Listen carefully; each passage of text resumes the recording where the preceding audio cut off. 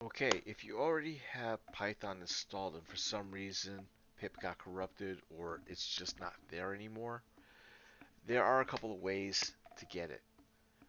This method is called using ensurepip. And the way that's going to work is if we can do this either in PowerShell or in CMD. Since I already have command prompt open as an administrator, we're going to go this route. So you're just going to type in Python, surprise, surprise, right? Dash M, and then you're going to write ensure pip. Make sure you spelled everything correctly, and then dash dash upgrade,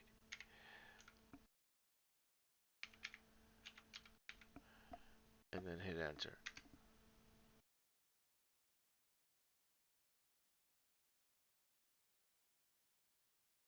Okay,